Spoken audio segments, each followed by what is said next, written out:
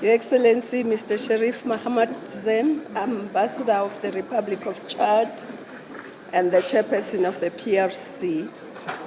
Your Excellency, Deputy Chairperson, Excellencies, Commissioners, Excellencies, Ambassadors, members of the PRC, Excellencies, leaders of all the AU organs,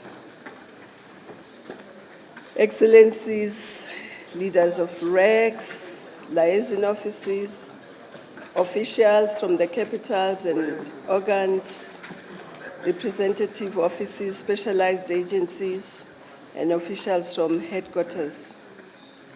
Ladies and gentlemen, first let me wish you a happy and prosperous new year.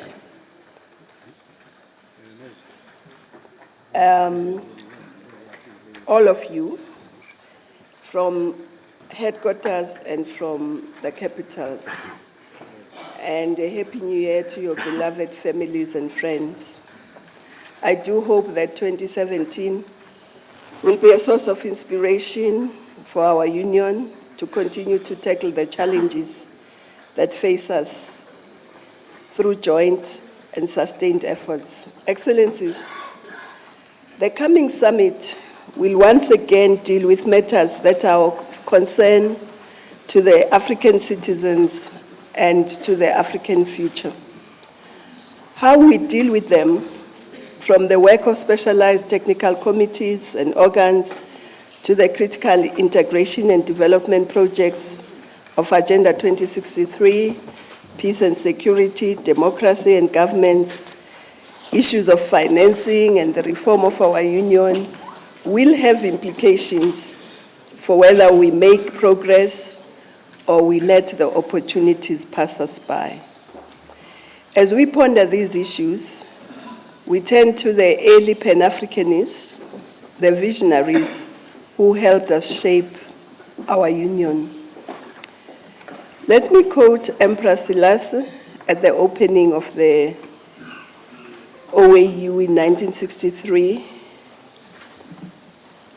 What we require is a unique African organization through which Africa's single voice may be heard, within which Africa's problems may be studied and resolved.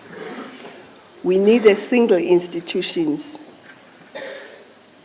to which we all belong, close quote. So, Excellencies, this organization that the founders talked about 53 years ago is today in our hands.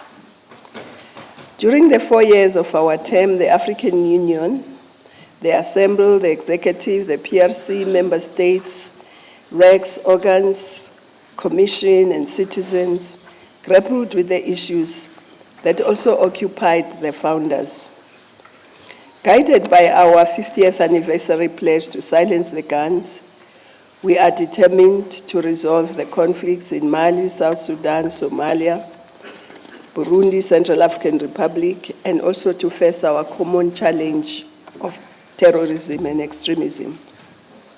Acting together, we work to avert the crisis in the Gambia. We must pay tribute to the resolute and decisive leadership of ECOWAS, to the Peace and Security Council, as they remain seized with the matter. I also want to pay a special tribute to the Gambian ambassador to the AU, His Excellency Mr. Mas Axi Gay, who during this difficult period stood firm and told the truth and acted as a true patriot of his country and a Pan-Africanist. We must really thank him for that.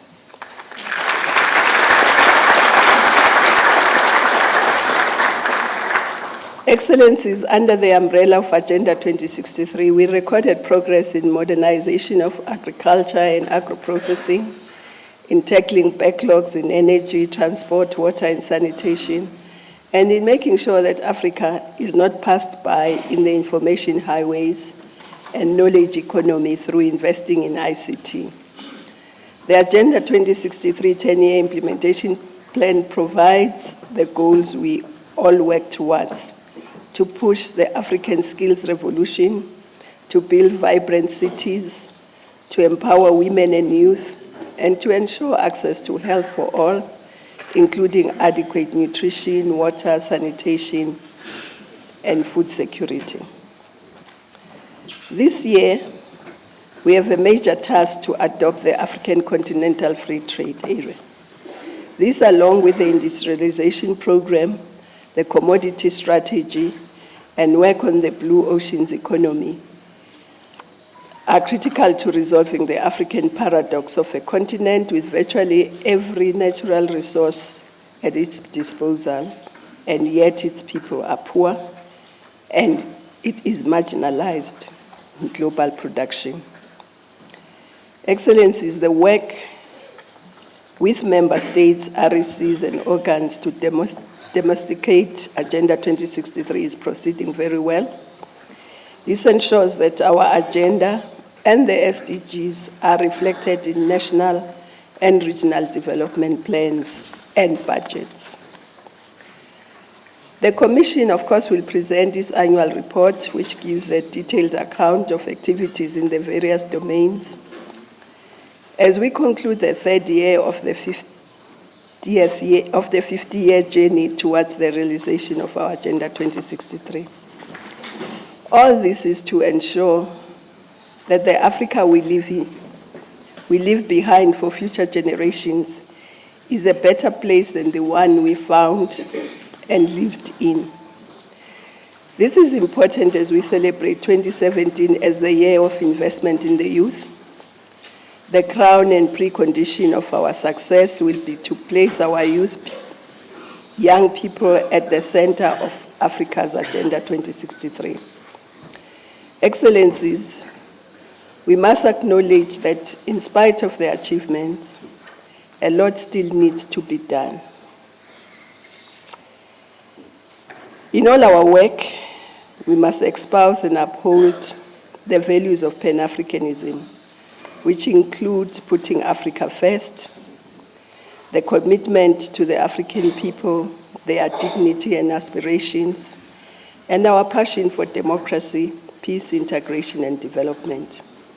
We must build unity of purpose, even in the face of difficult challenges, within a single institution to which we all belong. The AU Commission has an important role to play in this regard, to facilitate, coordinate, and promote the implementation of our continental vision and frameworks as set out in the Constitutive Act and statutes. It therefore must be more efficient and effective, and its leadership and staff diligent, prudent, and Pan-African in their outlook. The Permanent Representative Committee also has a big role to play. As permanent representatives of member states to the African Union, you have to find a balance between national interest and the Pan-African agenda. Just as the Commission and its members are expected to be Pan-African in the execution of our duties and not prioritize their countries at the expense of the African agenda, so should the PRC. Of course, sometimes, unfortunately, we see some nationalistic positions instead of Pan-African ones, not always. Even as you advise your ministers in the coming summit, it should be done within the intention of furthering the continent's agenda. The Commission and the PRC are therefore critical links of the same chain. If one of the links is weak, the entire chain is weak. As you therefore prepare for the Executive Council and the summit, let us continue to work together to build this great continental institution to which we belong. And I think it's very important in the coming years, because we can see that the world is changing and we'll be operating in a world that we're not familiar in many ways, but we should be very resolute in standing firm in working towards our own agenda, Agenda 2063, so that indeed we can bequeath future generations with a prosperous, peaceful, integrated continent driven by its own citizens and playing a dynamic role in global affairs. Once again, I wish you a bright new year, fruitful deliberations, and a good working together. Thank you.